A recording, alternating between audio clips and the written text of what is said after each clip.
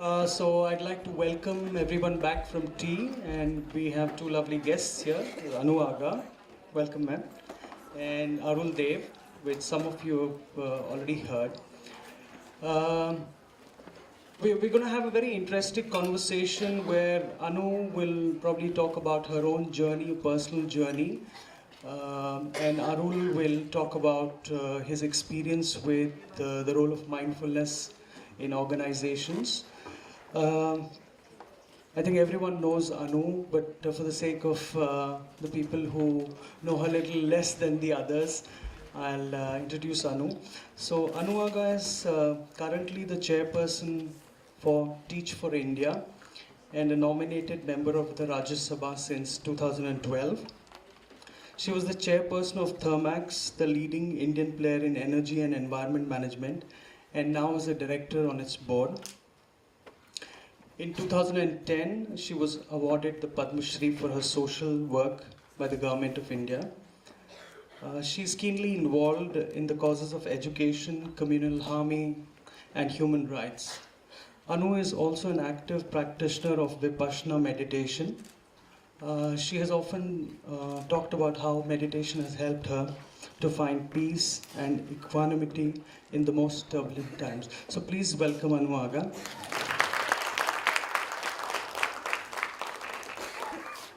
And we also have Arul Dev. Arul is a fulfillment coach, an integral development facilitator, niche hiring partner, and an inspired entrepreneur. He's been conferred an associate certified coach by the International Coach Federation. Arul is the founder CEO of People First Consultants, where he's been working with corporate clients to bring into focus innate presence and resourcefulness of individuals. So please welcome Arul. Yes. So I want to start by asking both of you, how did you begin your journey into the practice? We can start with Anu at a personal level. Can you hear me? Yeah. I think as human beings, we are forever seeking just the career, even our families, that doesn't seem to be enough. And at times we are looking. So in my journey of looking around, I've been to a few programs. And I remember with my late husband's secretary, I went for a 3-day meditation program. And some of you may know the name. It was a young brother and sister team. And I'm a very rebellious person. We had to sit on the floor, and I was pointing my leg like that. And they came and said that this is height of disrespect for the people, for the guru. So please, you can't sit like that. And I said, I'm very uncomfortable. I don't mean to have any disrespect. And if the guru feels like it, tell him to come and tell me. Or something like that. And then something within me must have realized that this is not a right way to behave. So I asked my friend with whom I'd gone, I said, Raghu, what do you think? Is this disrespectful? He says, Anu, I don't know. But in Rome, it's nice to do what as the Romans do. And that hit me, that I am so comfortable with rebelliousness, maybe I can learn to be a bit submissive. And I saw all the people in the audience going and prostrating in front of this brother and sister. I said, I would never do that to anybody. And I said, why not? So I started going and prostrating. So by the end of 3 days, if you ask me to prostrate in front of a cat, dog, anyone else, because it has no meaning for me. I just got over that resistance to prostrating. So that was but that had no deep impact. And after I lost my husband, and in 2 days the board met and said, I will have to. Do you want me to go into so many details? Okay. 2 days after my husband had died, the board said, you'll have to be the executive chairperson. And I felt most inadequate By training, I'm a social worker. Destiny took me to the corporate world because my husband, in his late 40s, had a massive heart attack and a stroke. So well-wishers said, you better join the company. And ours is a professionally run company, so where would I join? I joined in the human resource under a wonderful head called Prasad Kumar. And then my husband died at the age of 60, and as I said, the board said, you have to join, become the executive director. And I kept saying to myself that the only reason why they're asking me to be the executive chairman is because we have the majority shares. So I kept discounting myself and feeling small, and I was missing my husband terribly. For years I had heard for Vipassana, and a friend of mine who had also lost her husband and her son was so morose, so sad, nothing would bring laughter to her. So after a while you give up on a person who's forever sad. But I saw her one day happy and coming smiling. And I said, Radha, what happened? She said, I went for Vipassana. So I realized it's a very, very, what do you say? It makes an impactful program, obviously. So when I was going through this struggle of missing my husband and not wanting to be the chairperson, I decided to go for Vipassana. And as you know, we have to keep quiet for 10 days. My husband used to say, I'd love to see you quiet for 10 days. But that I found the least difficult, least. In fact, talking after 10 days was difficult. But doing meditation for 10 hours with short breaks was tough for me. But even remotely, if I wanted to leave, I saw 700 people in Igatpuri do it. Old, young, rich, poor, foreigners, Indians. And I said, if 700 people can do it, who the hell do you think you are, Anu? Do it. And now I've done it 4 times, gone for a weekend also, but I practice every day for an hour. That is very important. I think I've spoken a lot. Thank you for sharing that experience, Arul. Yes, Arul. So hi. So I'll briefly share how I got into it, and in fact there's a link to Thermax as well. I was just briefly sharing. I did my engineering from BITS Pilani. So typically, like any engineer, my eyes were set on the US. In the last semester, we have, as part of our curriculum, we do a project off campus. So I was doing in Chennai, the company in which I was doing a project was going to shut down, so practically I was free. At that time, I joined as a volunteer in a training organization, and that's when something started happening within me, and I realized that the path I'm going is not where I wanted to go. I'm a little bit like you from what I hear, so the moment I recognized that I want to shift in a different direction, I even thought of not going back to college, which luckily I didn't. So my first job was Thermax. They gave me an offer which I did not pick it up because by the time I came back, I was very, very clear that I'm going to get into training. Okay, and see, my upbringing, is Christian. Okay, I'm married to a Brahmin. So for a long time, I've been having the roots of spirituality deep in, and when I went to my college, there was no church, so I dropped all religion, and it was very important for me to connect, to something. One of the exercises that I did, while I was just contemplating and I was dropping Thermax was, I said I wanted my life to stand for an experiment where I could hold spirituality and be materially successful as well, because my father was a role model. So I started my business, okay? So right from the beginning it was an experiment where I had a rule that whatever was happening in me, my inner progress has to be embodied on the outer.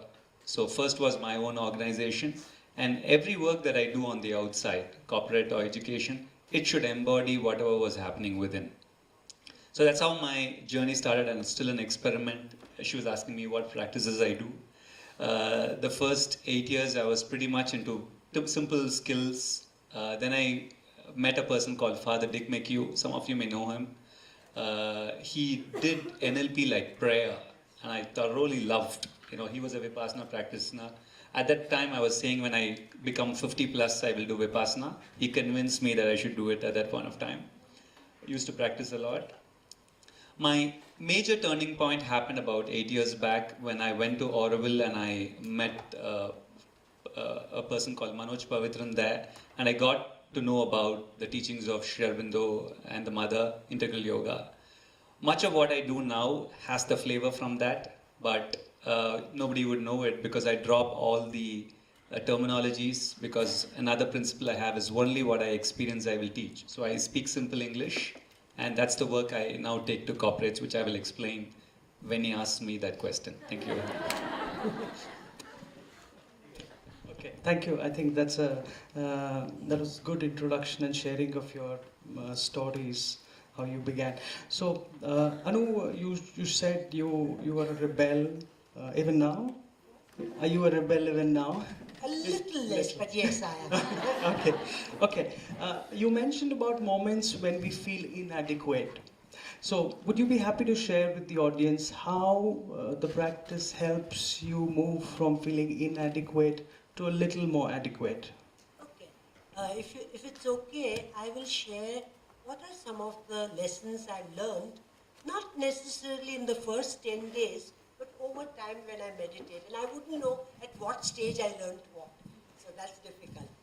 So I kept discounting, as I said, myself, and kept comparing myself with my husband and saying he was such a charismatic person, and how will I run an engineering company where I don't have a clue about engineering?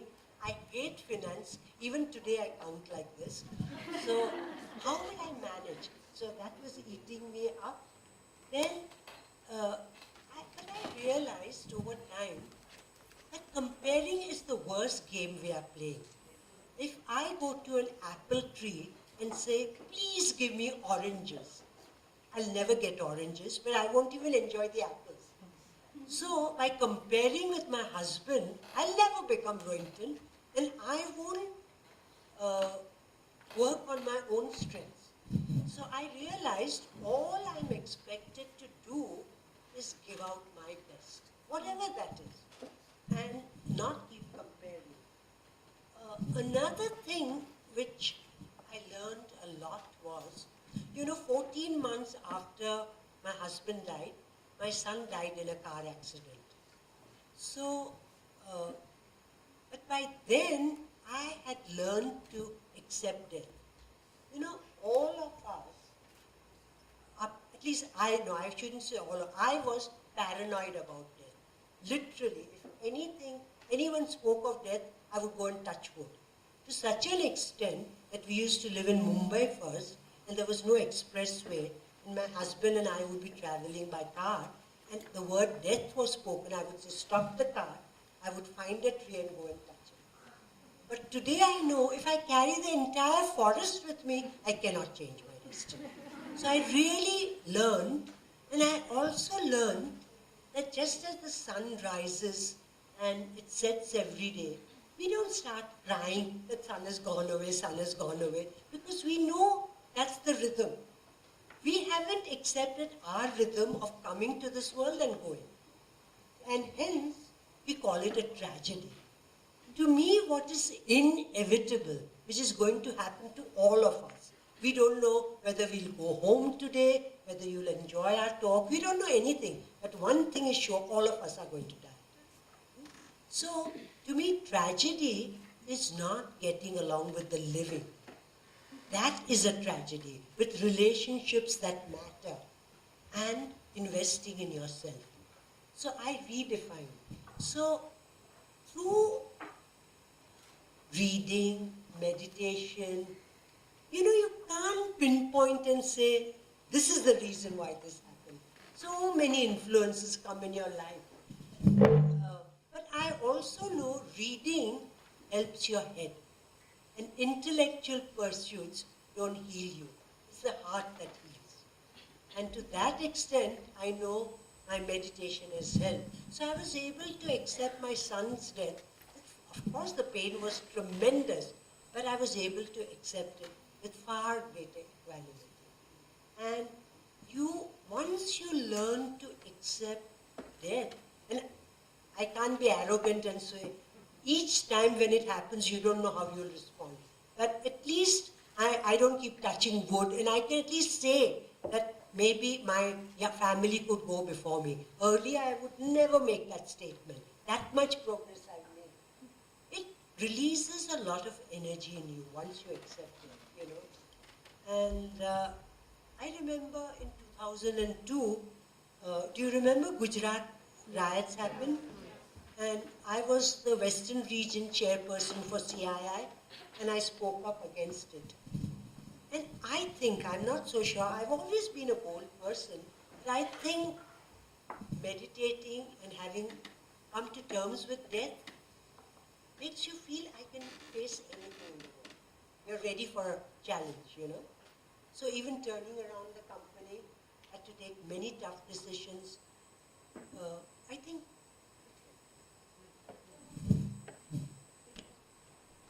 So, coming in contact with the reality, and it also builds some kind of a strength, which we may sometimes not be able to define, but there is something. Yes, thank you.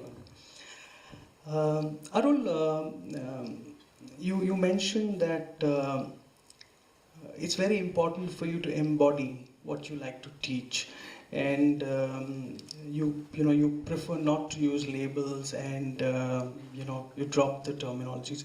So imagine if I'm seeing someone who works in a large organization and the person embodies mindfulness in his living. So what are some of the things that I would immediately notice about that person? Okay, very good question. I'll repeat it just to make sure I got it right. So if in the corporate world, let's say there's a leader, and say the leader is embodying mindfulness or presence. Can we keep it more for an organization, any group, any large group? I guess it would be similar, right? Okay. Yeah. How would somebody look like when they embody mindfulness? Yeah. How would I notice that this CEO, this general manager, or this group leader of an NGO is the one who actually, okay, I can notice that he is a mindful person. What are some things that you notice when you work with them? Okay, it's a good question, difficult question. I'll make my attempt. One of the signs I've seen is they are vulnerable. Okay, which means that recently I'm working with a company. One of the first things I was very impressed with the HR head was very vulnerable, very open, acknowledges what she's good at, acknowledges her contribution to the problem. Okay, that's one of the things that I've seen. It's not so much what they say, because at the same opposite, I've met another person, and in the beginning I really thought like, wow, I'm really working with somebody great. And so it's more it's more, I think, at that being level, if we can sense. So one is vulnerability, two is authenticity, which goes closer to it. I don't know, I'm just thinking of people. The third that and this is also my personal belief, is that in the organization, if you were to embody mindfulness or presence, then you also need to succeed. That's one of the things that I also consider, because I also run an organization. So that goes back to a very fundamental question, which it's difficult that since you're watching and we are speaking, it would be much better if we are interacting actually. One of the things that I've seen in people who get deeper into mindfulness and presence work is sometimes they disconnect that from the real work. They disconnect that from their work, they disconnect that from what's happening in the workplace. But to me, it's actually very interconnected. Whatever is happening within for an individual, it has to come out in the outside. Otherwise, the journey doesn't go forward. It gets clogged somewhere. So the other thing is, it may be interesting. Fundamentally, I've seen that they have a good family life as well. One of the things I've seen, people who talk about it at work, and if there's something going which is not so great at the family level, it does mess up things. So that there is an interconnection between both. The other sign that I've seen is they're rather very simple, not caught up on too much of theoretical stuff, but really take some very simple things, because any change that you want to bring it at a mindfulness level within and outside, it takes time. It takes 6 months, it takes 1 year. So to be rather very simple about it and wait for it to come in the collective. It's a difficult question. I did my best. Yeah. Can I say something? Yes, yes. Atul, a little disagreement with you. I think we are being judgmental when we say someone is mindful or not mindful. I think the person himself or herself should decide what is the progress. You are never mindful or not mindful. It's a journey. Similarly, I don't call myself at all spiritual. Or I hate Indians saying we are a spiritual country. I think this is terrible. I think we have so much poverty, so much corruption. How can we call ourselves, just because we do yoga and we have some meditation programs being offered? So I'm neither spiritual nor mindfulness. I'm progressing a little. And I'll give you a little story. In my family, there is a relation of ours. She's been for Vipassana 6-7 times. And she's a very quick-tempered, bad-tempered woman. She's divorced her husband. She has bad relations with her children. And everyone says, what's the use of going for Vipassana if this is what you turn out? And I'm saying we don't know her inner struggle, what she's going through. For example, to go 6-7 times for a tough program, what she's dealing with, we have no idea. And I remember an alcoholic telling me, a friend of ours, that you only see my mistakes. That means when I'm drunk, you see that I have failed. But hundreds of times when I've resisted drinking, that struggle within me, you are never seeing it. So the world never sees our internal struggle. We only judge. As I said, I am judgmental, but I'm trying not to call someone spiritual or mindfulness. Let that person decide what they are. These external manifestations, maybe that's what I think I quite enjoyed both the views because, on one side we get a flavor of what we could probably want to embody in some ways, but knowing that we cannot become that person has their own, own opportunities, and on the other side is that we are not able to see the inner struggles of anyone, no matter whether they are successful or unsuccessful. I think at this stage I'd like to throw this back to the audience so that we can make it more interactive. Can we have the mics, please? This is for Arul. So first, Arul, thank you very much for giving this test for a good head of a department or head of company, because I am vulnerable, I am authentic, my family life is good, I am simple. So thank you. I have a question. See, management, it says there's a paradox, because this is a very simple question. I'm sure you will give me an answer. But that you have to be a guide, a coach, and a judge at the same time. You cannot be a friend. And this is the balance. How do you, in your dealing with people, dealing with crisis, dealing with coaching, how do you deal with this paradox? How do you make people mindful of this paradox of being a coach or being a judge and not getting tempted to lean either way? Just have the mic, just for me to be sure I got it right. So let's say when I'm working with people, okay? So there is a role that they play as a coach. As no manager. Manager. I'm talking about the quintessential manager in the corporate organization. Yes. Okay. Yeah. So one is they are coaching people, two is they're judging. Yeah, so because you have to get things done, Correct. you have to influence people, you have to make sure that they develop, so they become better people, they have aspirations, you coach them, you mentor them. At the same time, you evaluate them, you judge them. Yeah, correct. Yeah, how do you? So let me bring the focus spotlight on me, and because I have a company with about 20 people, so the same dilemma goes through me a lot of times. Like recently my wife has joined, so it's easier because we can bifurcate the roles. For 22 years I had to wear all hats on me, okay? So fundamentally, let me share from myself, and then fundamentally I'm a guy who loves connecting and developing people, because that's what gives me the juice. Okay. Now, when the organization was small, it was easier. When the organization gets a little bit bigger and diverse, okay, and also I started traveling quite a bit, it became a little bit more challenging because the amount of personal time that I could spend reduced.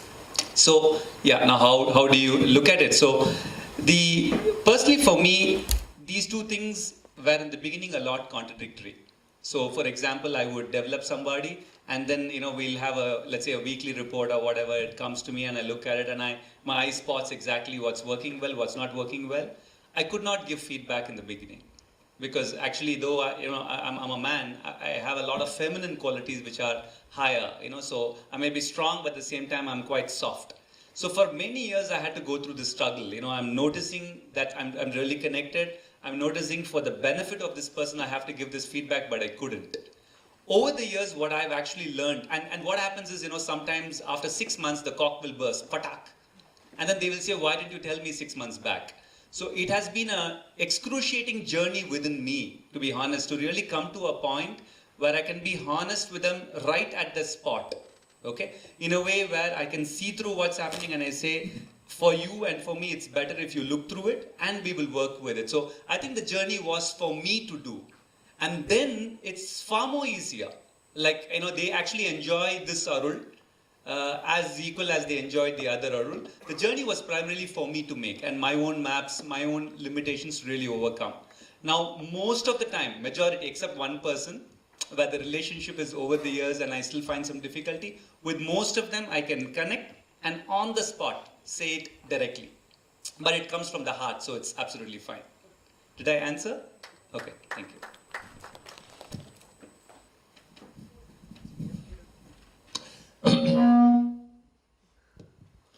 Anu, this question is for you. Is it okay? Yeah. Anu, when Arul actually said that in response to Satyen's question about how do you sense mindfulness, and you turned to him and you said that I disagree, and we should not judge. Inside that was a judgment, right? And so what I'm saying is that, and perhaps I'm judging here also. And reactivity. Yeah. And so I really appreciate that humility, and my sense is that there is a beauty hidden inside judgment. And it becomes judgment when there is an emotional kind of a flavor to it. But the beauty is discernment. And what I heard Arul's, offer, or is more as, like, this is how it appears to me. I'm not wanting to judge somebody. And therefore, what I'm saying really... So, yeah, maybe like this. Yeah. So really my question is this, that how do we actually sense, whether you are being judgmental, whether you're not being judgmental, and also this whole thing about letting the other person decide is very valuable and beautiful, that beautiful alcoholic example, But somewhere, as a human being, as a leader in the corporate, I'm sure you had to also take calls and decisions on what is right, what should be done, what should not be done. And I think the real thing is it comes from a place of love, or it comes from a place of judgment or fear.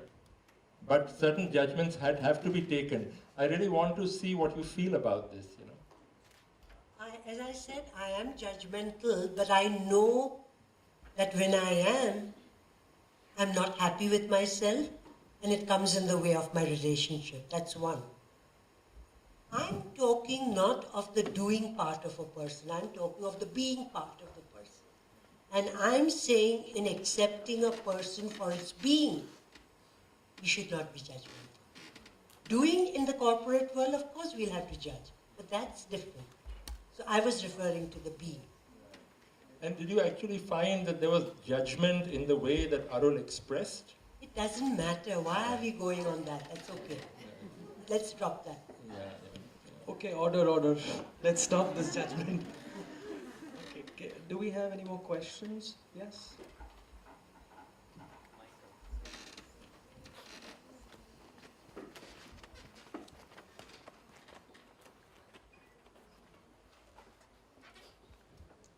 this question is for Anu. As a chairperson of Teach for India and as a Vipassana practitioner yourself, do you have any plans to take mindfulness to schools? I mean, and leverage your machinery of the Teach for India to bring this movement to the schools? And what are your thoughts about introducing mindfulness in schools? I do not look after the daily needs of the schools. I'm much at a macro level. I know they have had Vipassana in some of the Akanksha schools with which I am very much connected also. So it's left to each individual school to decide, the principal. If anyone has something to offer, they should get in touch with the principal of the school, and if they want it. But I've never believed that because I have found benefit, I should put it for Thermex or Teach for India or for Akanksha. So I will not do anything. If anyone wants to, they can talk to the principal and see if that's possible. Okay. I have a question for Arul. And now we've spent about 3 days, and the people, some of us are already exposed to some amount of mindfulness, and some have got exposed, and people will venture out and suddenly want to get everyone involved, either in their family or their organizations, on what is mindfulness, how can you be mindful. So how does a single person, if he wants to welcome and encourage other people in a larger group, invite people to be more mindful? How have you seen it? Have you seen it kind of emerging in organizations where the leader who has become more mindful is able to invite others, either by doing or by being? Yeah. So maybe I'll share it from my experience. Okay. So for example, I go through an experience, I get an insight, or I go to a workshop, I'm inspired, and I want to take it back into the organization. What I've seen is, if in the beginning, normally there's this euphoria. You go and share, hey, this happened. Like for example, I may go back to my wife and say I learned this and all that. Normally what happens in such instances, some people get inspired, but there's a whole majority of people who may get inspired, but there's an internal resistance, because the human being fundamentally has difficulties with changes. Okay. What I have seen in myself is, first of all, the individual has to stabilize, say, I've got an insight, I've got an experience. So, just as a way of speaking, say I'm at A, and I've got inspired and I see a possibility within myself of A+ at a being level. I need to really stabilize that within me. One of the things that I learned is, like when I did Vipassana, I loved sitting into the meditation for hours and hours. Later on, my form of practice also includes 2-minute, 3-minute, 5-minute practice on the job. Like I'm doing work, and I notice that I'm off my center. Okay, I'm getting back to the old Arul, and I recognize that. Immediately, how can I set it back? So I've discovered within myself the art of making short practices. So I think first for the individual is to really stabilize that A to A+ within. Then normally what I've seen is, whether I speak it or not, the people who are resonating at that frequency will open up. They'll get curious, they'll ask a question, or without even speaking about it, they will embody a certain change. That I've seen is far more stable and far more. So normally I won't tell, because see, I have an advantage because it's my company. I don't have to go and say, guys, I'm going to do X. Okay. So I normally embody it within me, and slowly over a period of time, say 3 months, 6 months, 8 months, something happens in the collective, and then I call it out. And then I call a group of people and say, is this way working? Shall we now make it very clear? Because it is needed for an organization, so that if new joinees come, we can tell them. That's a style which I've seen works far better. Thank you. Thank you. Do we have any more questions from the audience? Yeah. There's one question there.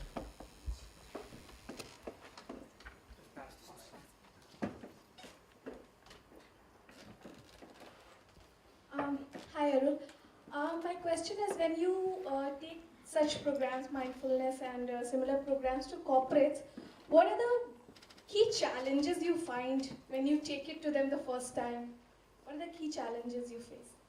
Yeah, it's a good question. To be really honest, I have behaved like a runaway bride when it comes to corporate work. Huh? You know the movie Runaway Bride, right? Just about to get married, you run away because for me, if I don't do something with depth, I can't exist. I feel really, not so great about myself. In the beginning, I didn't discover this art. I'll just go and I'll talk about something. I'll get into a conversation, resistance. It doesn't really work that way. What I now discover really works is that we'll have to tune into their language. So normally I have a model, but I don't take my model directly. I will sit and listen to them what they really want, and I will connect it back to the being level in their own language. So I have some very simple methods to do it. So for example, purpose, values, strengths. If you take these three things that I use. So the other thing is, in an organization, if it's reasonably well off, they talk the language of competencies. This is the competency that they want to build. It's very easy to work from there. Each of you will have your own models. Each of you will have your own ways of looking at mindfulness and presence. You'll have to connect their language, say of competency, to what you're talking about. And as much as you use their language, you're well off. You don't even have to bring your language in. What you're bringing in is your presence. You're a conduit. If you're really strong on your mindfulness, on your presence, you move it into that space. Not everybody, say there is a group of 20 people you're working, say 4-5 people open up in that space.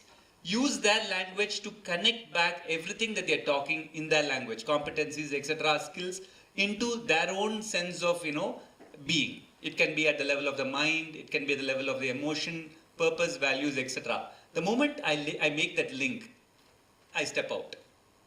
Okay, and then it depends on whether at least a few of them have the stability to hold it at the mindfulness or presence space. I found this far more less intrusive, working with their own frameworks. This is what I'm practicing now. I have a follow-up question. Yeah. So suppose that you're working with... Can you take a mic? Do you have a mic there so that everyone can hear you? Yeah.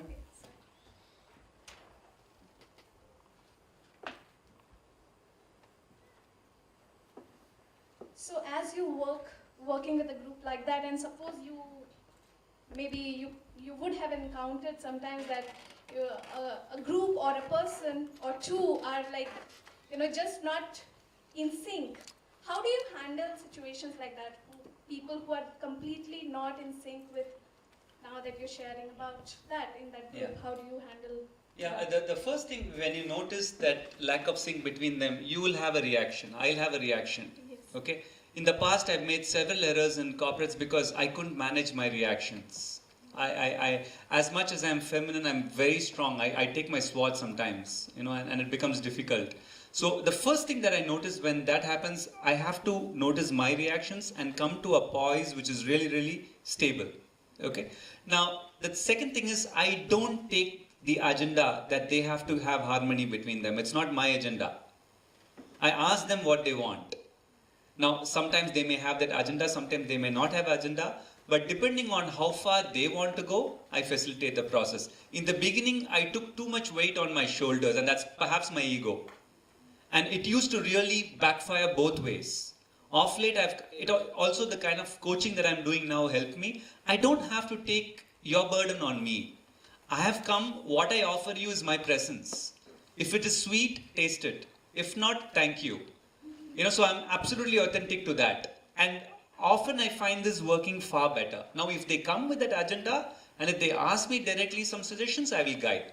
But I will still have that right spot where I'm maintaining my distance. Thank you.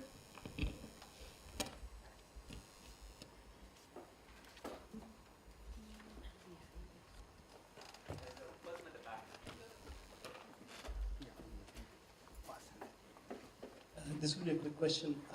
This is to Ms. Anu. Question. As an industry leader, see, there are two things that we see in the Western world that we do not see here. On one side, you see people like Elon Musk and Jeff Bezos getting into space travel and colonizing Mars. At the same time, on the other hand, you get Zuckerberg and Bill Gates doing a lot of social work. We do not see that happening in our industry. Is that because of our structure? Is that because of our government? Is that because of our attitude? We're not going anywhere near the spirituality here, but still, something as an industry leader, we look up to you, and you are doing a lot of stuff. We know that. So, what is your take on that? We'd like to know. I think at one time we had extremely high taxes that used to eat into our capital. So people had no extras to give.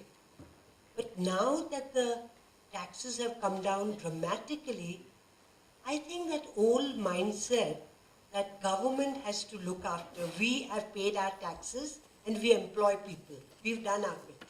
Now there's compulsory CSR. And even a lot of people who give, very often give to religious things. Very often, that's my little. The third thing is, in America, there are tremendous tax advantages of giving. When people give away 80-90%, it's to save a lot of tax also. We have no tax breaks in India. So the incentive to give huge. Azim Premji has done it in India. So there are people who do it. Amit Chandra gives about 80% of his income away. There are people. But somehow we use excuses not to give so much. Question is for Arul sir. In your training, how do you evaluate effectiveness of mindfulness? In your training, how do you evaluate effectiveness of mindfulness? Because company looks for ROI.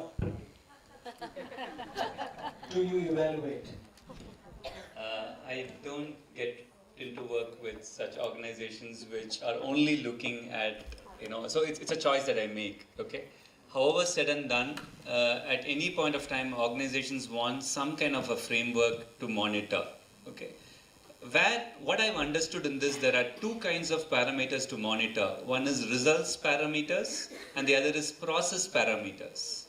Okay, so for example, if somebody is wanting to bring in mindfulness into the place of work, you could easily, and that's where his question was related to me, you could easily boil down certain process parameters. If somebody is practicing mindfulness, these are some of the things that they can do. That can be easily done. And where it backfires is when the supervisor is rating it. There it backfires, because there it gets into typical judgments and my lens on you. But when the person is self-monitoring, like in your 360 or whatever, if you leave it for self-monitoring and having pure conversations on that, it works. Do you get what I'm saying? So convert it into process, which means on the job, while I'm doing something, what are some things that I can practice? That works. Self-assessment, self-reflection works. More than that, it gets into trouble. Hi, my question is a general question, anybody can answer. It's like in any corporate, core work is always done by lower level staff. For example, in IT industry, I have done in IT industry for 5 years. So, okay. My question is, in any corporate, core business is always done by lower level staff. For example, in IT industry is always the developers or testers, but they have much dissatisfaction about their work culture. And whatever I have experienced, all these trainings are taken for managers, leaders. So have you ever taken or suggested these training for the lower level staff who actually do the core work in any corporate sector? Or always these training are for managers or high level staff?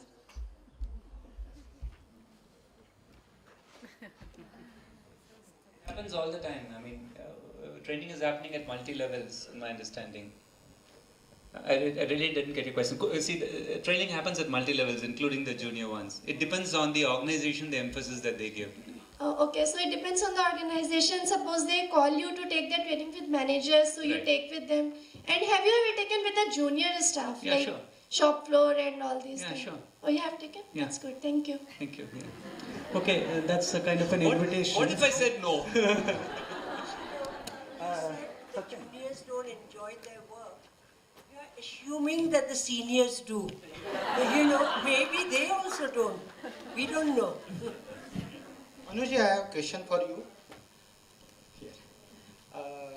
typically in corporate sector you need to be ambitious, or organizations need to be ambitious to grow.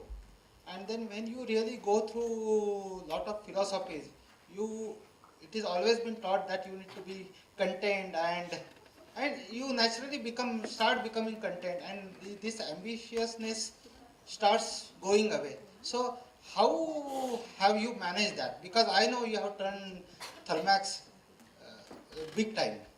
So just wanted to get this guidance from you. Think what you're saying.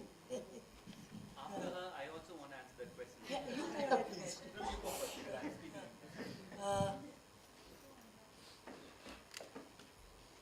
You know, what you do in the external world is quite different from what goes within you. And it's not a dichotomy, but the goal of the organization is also to be fair to all stakeholders. So my not being ambitious, then I shouldn't be at the head. I should give up. In all honesty, I would be unfair to the organization. But will I be ruthless? Will I be dishonest in achieving what I want to? If I don't, pushing people to give out their best, I think, is the most wonderful thing you can do to people. People don't like to take mediocrity and push them to do well. And people want success. In the organization, Thermax hasn't grown for the last 4 years because the capital goods industry is in the doldrums. People are not happy. Not because of the incentive or anything to do with salary. People want to enjoy growth and success. Success not only in monetary terms, as I said. So as a leader, I think I owe it to them to have them a taste of success and do well. Otherwise, I don't have a business to be there.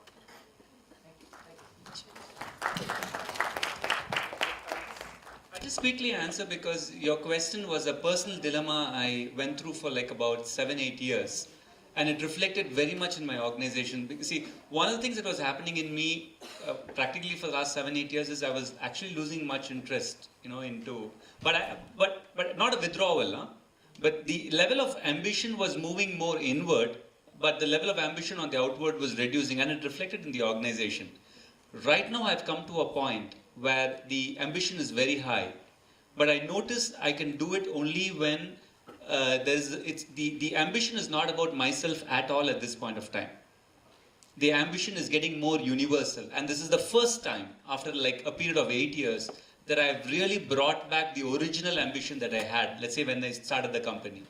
But for 8 years I couldn't do because if I did that, my inner progress was getting disturbed. But now, when I understand that both are needed, okay, but it took me so many years to understand. But the moment we shift from an individual to a universality, my ambition is really coming strong, and it's not affecting my progress. Thank you. Thank you. Yeah. There's a question about the point of being mindful about mindfulness in the corporate space, which has come up in the last couple of days. And as a corporate trainer with companies in the IT sector, as well as a German company, as well as with Maharashtra Police Academy as well, with the police force, what I notice is that, and this has been remarked by many other trainers, and I'm curious about what both of you think about this, is that mindfulness has become a tool to help people manage the stress in the workplace. When the stress might be arising from independent, irrational, or maybe systemic issues which need to be addressed as such. Or with the police, for instance, let's give them a 3-hour mindfulness training or stress reduction training, but not really address the issue of having 12-hour work shifts or very insanely long hours and so on. And this is tending to become a mega trend. If we look ahead, a couple of years, 5 years down the line, that this could become a crisis where the meaning of mindfulness itself, people are beginning to react to it. This is another, corporate mechanism not to address issues of work-life balance, not to address issues of are we being efficient in our usage of time, are we being efficient in our decision-making mechanisms, and so on. So it's really systems thinking versus mindfulness. That's really my question. I fully agree. One of the assignments I failed a couple of years back, I worked with an organization for 2 years. I failed because I couldn't influence the head. All the leaders were very sweet. I was working with 18 leaders, but the systemic changes that were needed, typically work-life balance. The guy was really kind of going behind in terms of making them work a lot. I tried my best, but it really didn't work because the systemic changes cannot be done. So I fully agree with you. Unless both go together, it's very difficult.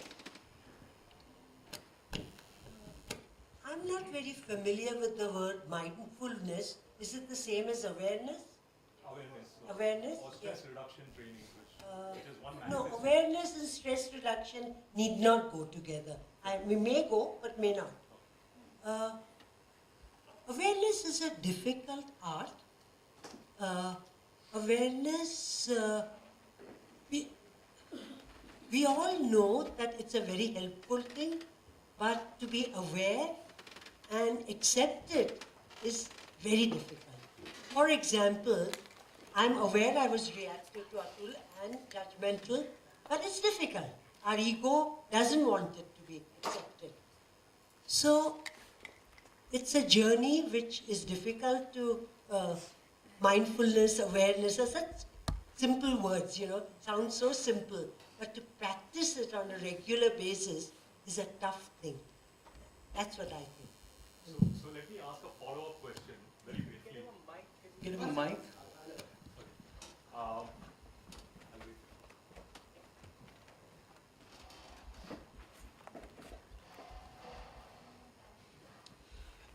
We are looking at individuals becoming more aware, and that leading to certain outcomes or certain process improvements and so on.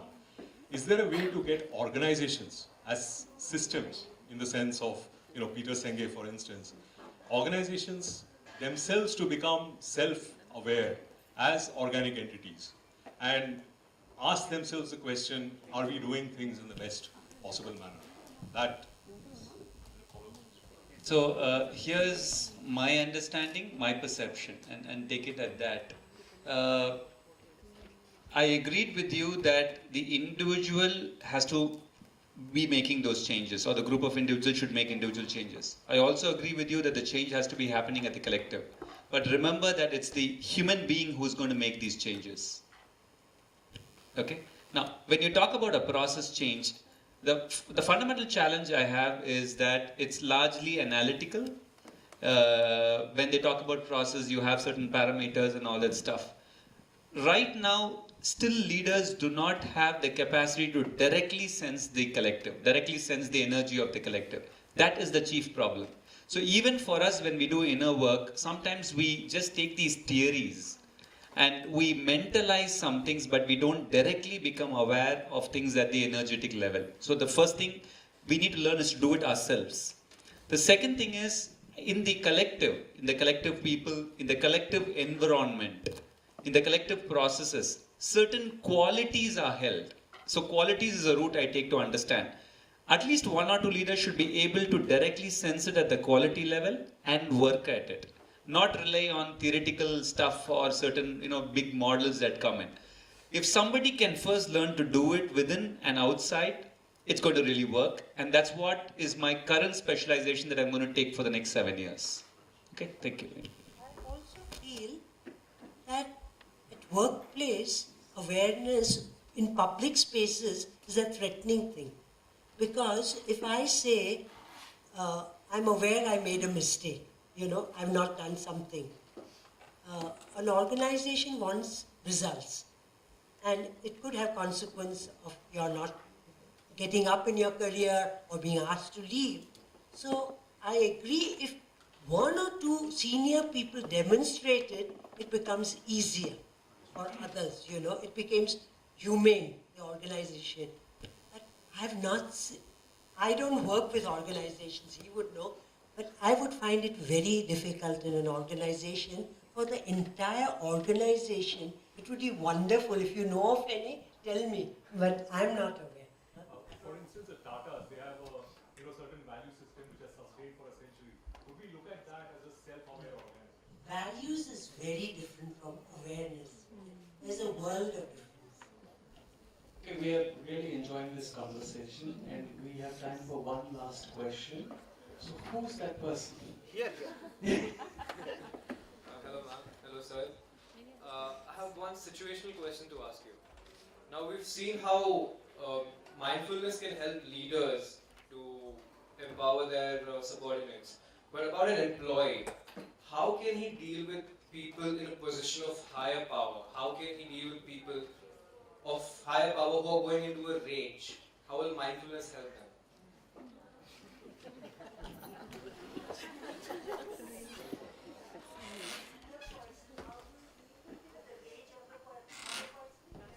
How do you handle angry?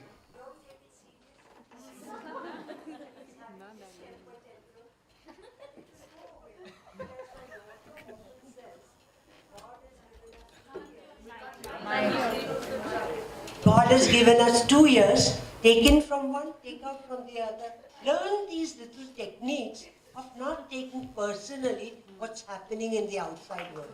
If someone is doing something, dancing to his need, why should you be so bothered? Ma'am, when it comes to a question of in a corporation, we should be bothered because the person in higher power has the power to fire you as well. That's the kind of situation I'm talking No, about. but your question is, how do you deal with this anger? Yeah, Not in that current situation. Yeah, I would say, in fact, the less reactive you are, even within you, the person will sense it, that you are less judgmental. And chances of your relationship being stabilized is better. There are no prescriptive, definite answers. These are just suggestions. Do you feel skilled now? Okay, maybe we had a question. Would you like to respond to him? A quick answer to you, young man. I mean, a quick answer to you is what I personally understood, and I could see myself in that several times. What I learned to do is learn to really hold my own sense of personal power in a very strong and yet calm manner. That took me several years, but what I also have seen is if somebody do not develop that, they let's say quit the organization and go, they may get another new boss or another friend or etc., etc., who embodies the same qualities till you develop that personal power in yourself. Yeah, I just have a very quick comment, which is that there is a way to measure consciousness of organizations, and as an entity, like you do for individuals, there is a way that I've been working with for the last 4 years. So anybody who's interested can. Okay, I think I'd like to thank Anu and Arul for their time and the audience for their participation.